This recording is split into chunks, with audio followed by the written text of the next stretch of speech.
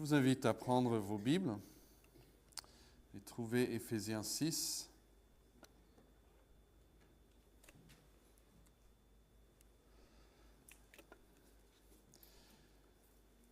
Et je commence au verset 10.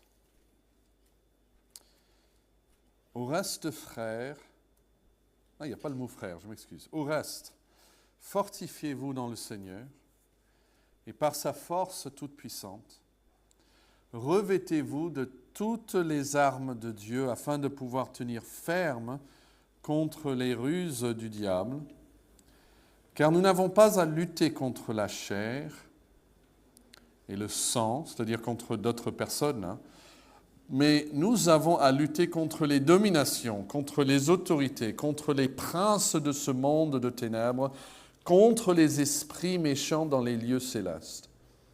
C'est pourquoi prenez toutes les armes de Dieu afin de pouvoir résister dans le mauvais jour et tenir ferme après avoir tout surmonté.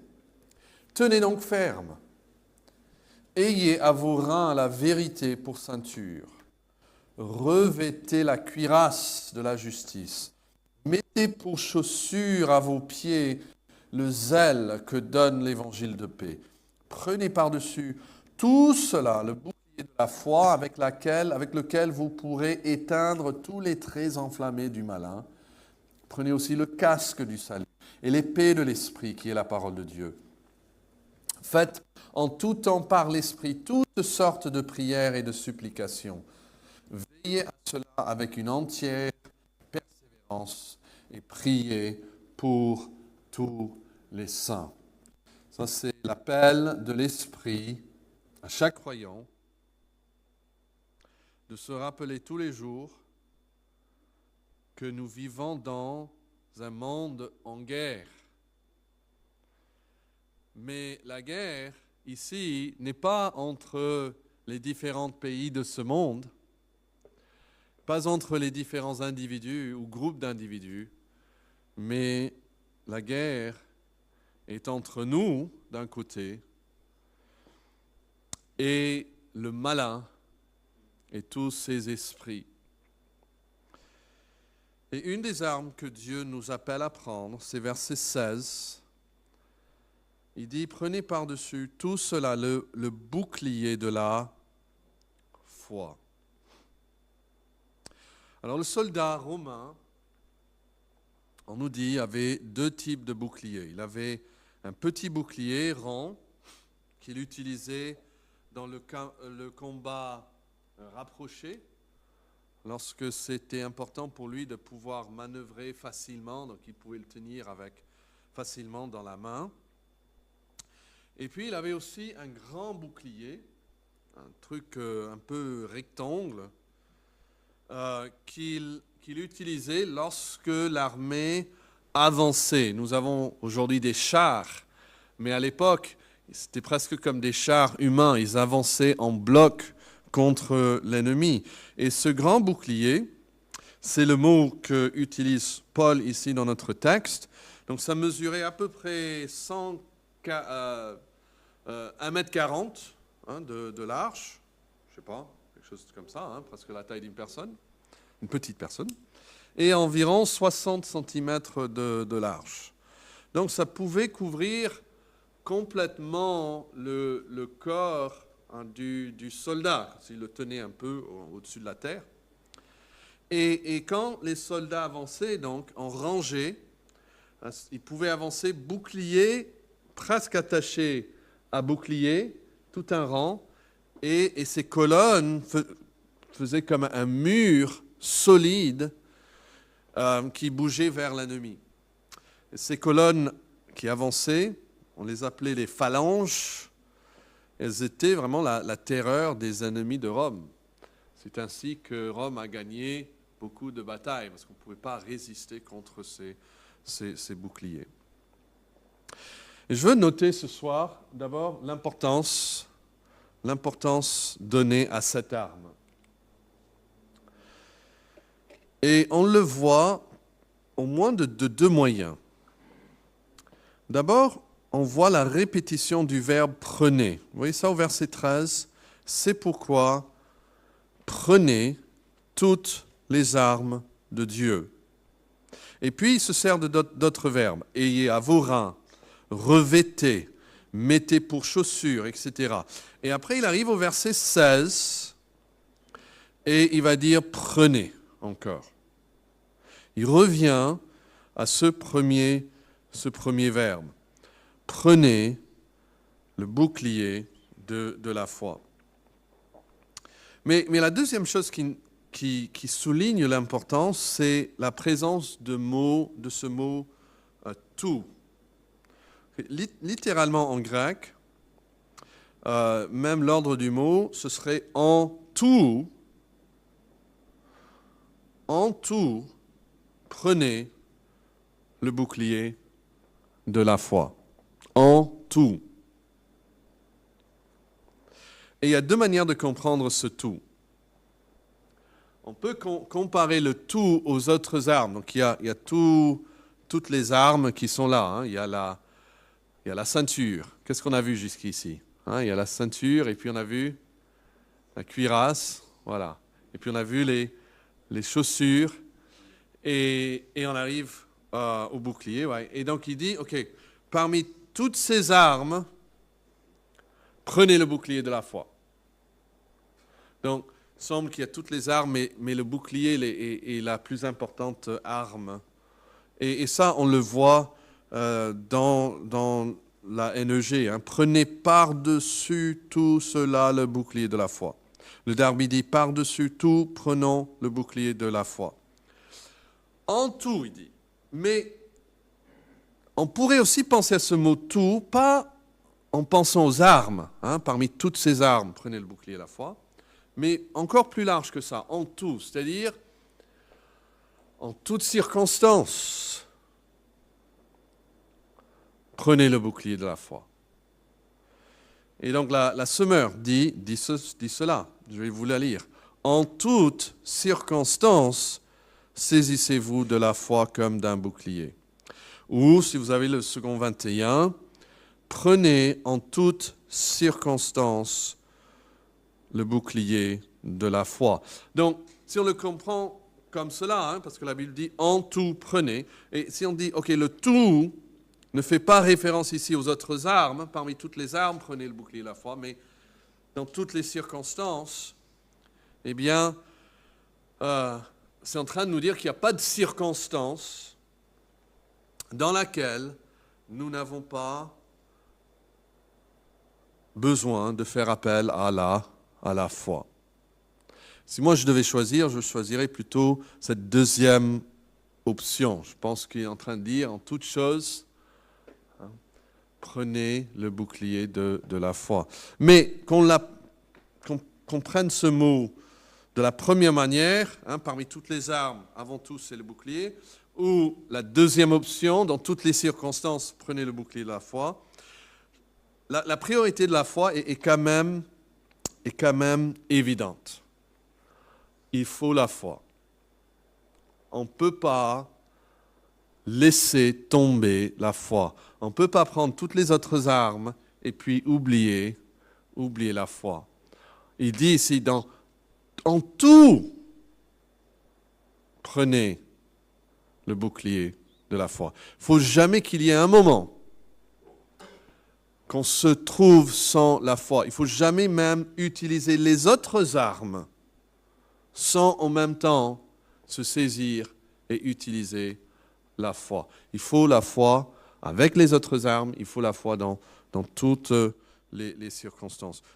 Vous voyez l'importance de la foi? Est-ce que nous sommes conscients, quand on se lève le matin, l'importance, aujourd'hui, je dois me servir de la foi. Je dois vivre par la foi, je dois marcher par la foi. Toutes mes décisions doivent être prises en utilisant la foi, toutes mes réactions, toutes mes pensées même, et mes prières aussi, tout doit être utilisé en exerçant la foi.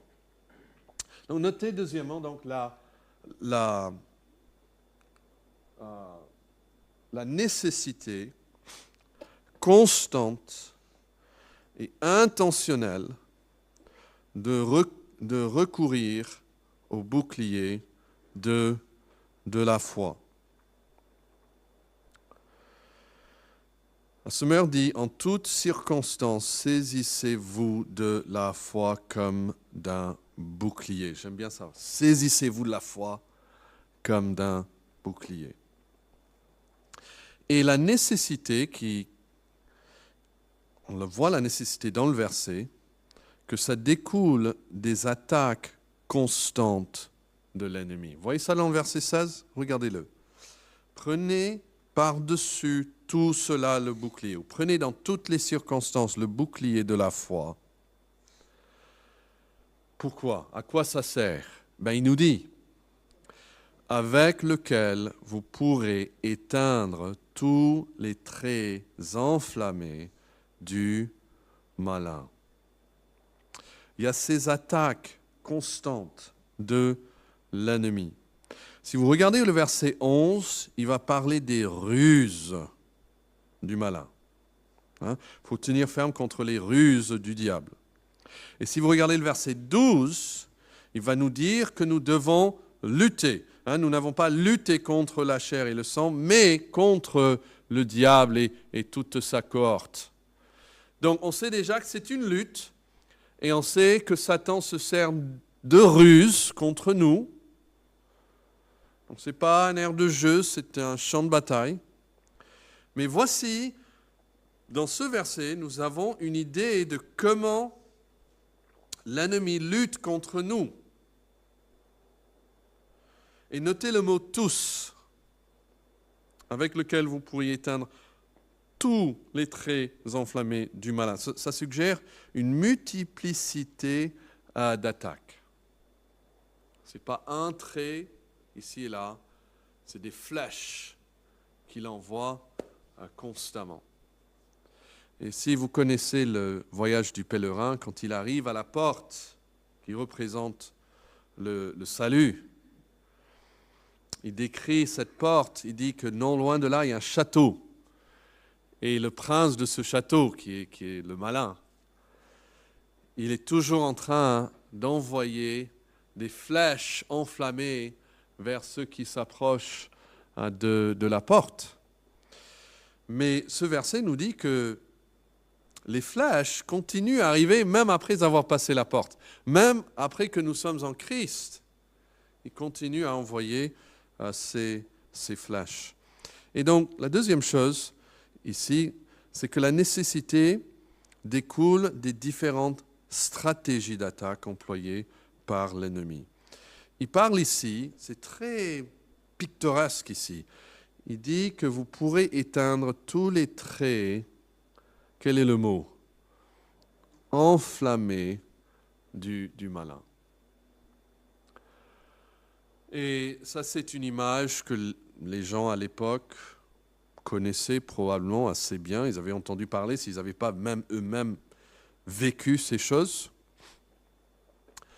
C'est que souvent, quand on envoyait des flèches ou des traits, on y mettait du feu pour que quand ça tombait, ça pourrait faire autant du mal que possible. Il n'y avait pas encore les dynamites, on ne pouvait pas encore créer des explosions, mais on voulait créer le feu là où on pouvait. Et il fallait pas seulement se protéger de ces traits, mais il fallait pouvoir éteindre la flamme de ces traits qui entrent. Il y a des attaques où quand ça rentre, ça reste et puis ça brûle. Et il faut le bouclier pour nous protéger. Et je crois qu'une chose que l'Esprit est en train de nous montrer, c'est que l'attaque vient contre la foi. C'est-à-dire, la foi est à la fois ce qui nous protège des traits, mais les traits sont aussi envoyés contre la foi du chrétien. Parce que s'il peut détruire le bouclier, eh bien, il peut tout faire après. Et donc, l'attaque de l'ennemi vient contre notre foi. Et nous avons déjà dit, même peut-être plus d'une fois, que c'est en regardant ces armes qu'on peut apprendre comment Satan nous attaque, n'est-ce pas ? Parce que Chaque arme, Dieu nous donne pour nous protéger contre une attaque spécifique de l'ennemi. Et si on a besoin du bouclier de la foi pour nous protéger de l'ennemi, c'est que ces armes, ces flèches enflammées viennent contre notre foi. Il y a un pasteur du XVIIe siècle, donc ça fait longtemps, mais il a dit, nous devons nous efforcer d'utiliser la foi pour contrer Satan, pour renforcer ce que le diable s'efforce d'ébranler par-dessus tout. Le diable s'efforcera d'ébranler avant tout notre foi et notre confiance en Dieu. Et il dit, et lui, le diable, il fera ça, et nous efforcerons-nous pas de les renforcer, c'est-à-dire de renforcer notre foi et notre confiance. Si on sait que l'attaque vient contre notre foi et notre confiance, c'est ça que nous devons renforcer. C'est ce que le Saint-Esprit est en train de nous dire. Il faut renforcer notre foi. Il faut renforcer notre confiance en Dieu. Parce que c'est ça qu'il veut détruire. Nous, on a besoin d'un grand bouclier et il veut le diminuer autant que possible. Et donc ce pasteur dit, par-dessus tout, gardons notre tête, comme le serpent s'enroule et garde pour garder sa tête. Gardez la foi et vous gardez tout. Si la foi est en sécurité, tout est en sécurité. Fortifions-la et nous fortifions tout. Affaiblissons-la, affaiblissons la foi et nous affaiblissons tout. Qu'importe à Satan les autres péchés dans lesquels nous tombons. Il vise notre assurance, afin que nous doutions de l'amour de Dieu contre lequel nous avons eu l'audace de pécher. Donc, il est en train de dire que Satan, il nous pousse à pécher, mais il n'est pas content là. Il nous pousse à pécher pour qu'il peut nous pousser à douter de l'amour de Dieu pour nous. Et il dit, c'est ce qu'il vise, en affaiblissant la foi dans les actes, par des actes particuliers de péché que nous commettons. Il sait que le péché engendre naturellement le doute. Et là où se trouve le péché, ne serait-ce qu'à un degré minime, il sait qu'il engendrera des doutes et des perplexités. Et là où il se trouve, il y a ce qu'il voudrait avoir, ce que Satan voudrait voir. Donc il s'efforce d'entraver la douce communion qui devrait exister entre l'âme et Dieu.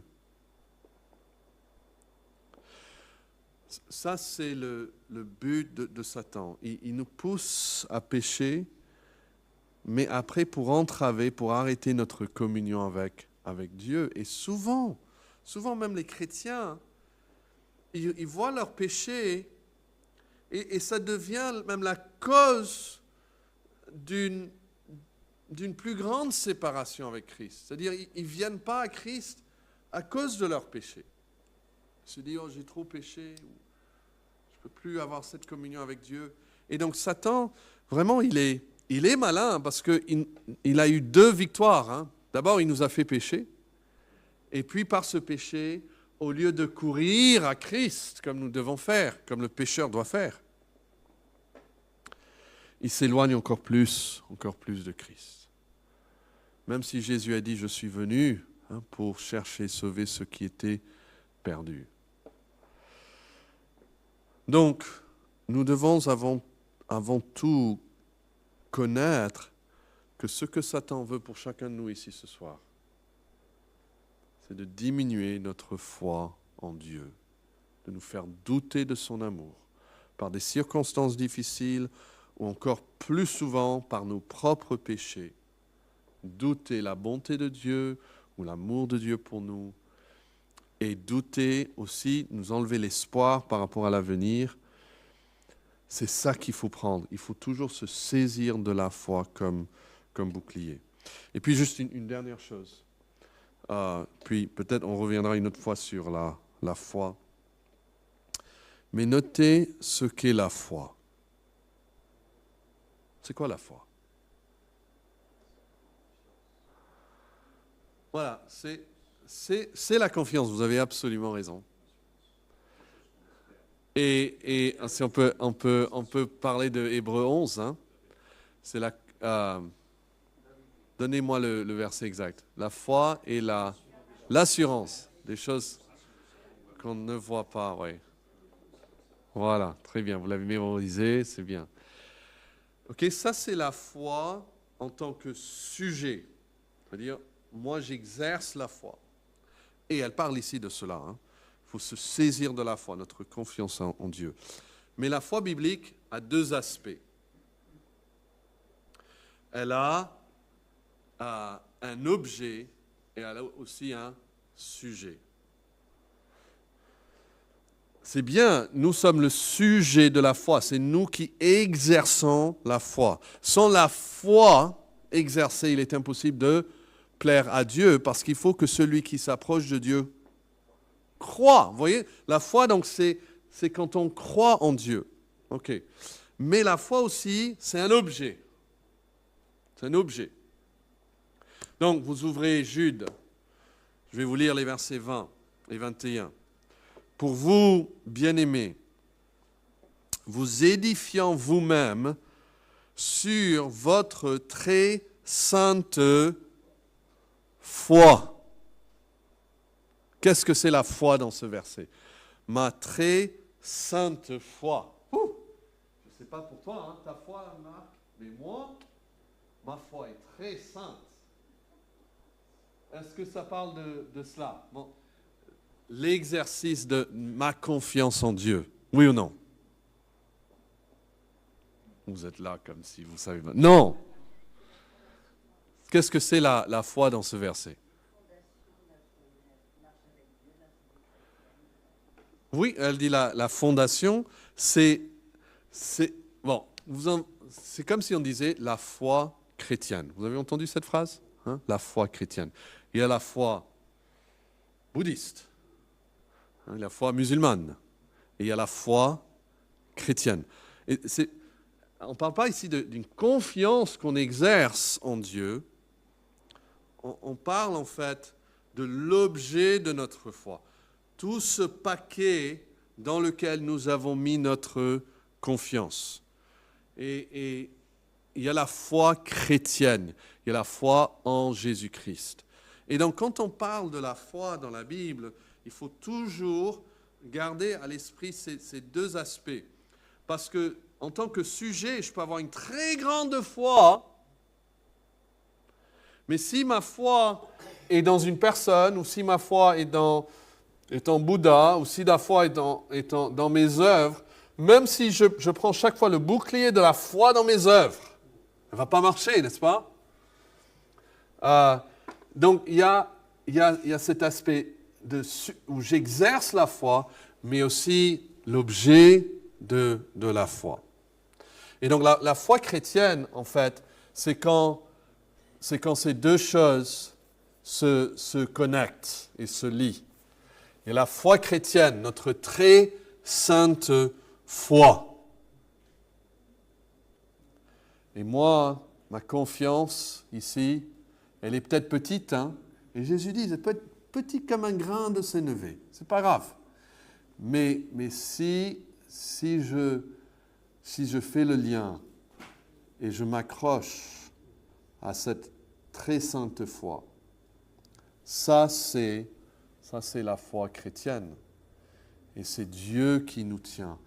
Et c'est pour ça qu'on dit que ce n'est pas l'intensité de notre foi qui sauve, c'est quoi? C'est l'objet de notre foi qui nous sauve. Et j'aime bien en Jérémie où il dit dans le même chapitre, maudit soit l'homme qui met sa confiance. Et quelques versets plus tard, il dit, béni soit l'homme qui met sa confiance. Vous dites, attends, mais il y a un problème. Non, il faut lire toute la phrase. Maudit soit l'homme qui met sa confiance en l'homme. Et béni soit l'homme qui met sa confiance en l'Éternel. Donc le fait d'avoir confiance, le fait d'avoir foi ne nous sauve pas. C'est l'objet de notre foi. Donc quand on dit qu'est-ce que c'est la foi, quand je me saisis de la foi, il faut penser à ces deux, comme deux mains qui vont se se lier ici. C'est-à-dire, tout ce que je connais de Dieu, il est sage, il est bon, il est puissant.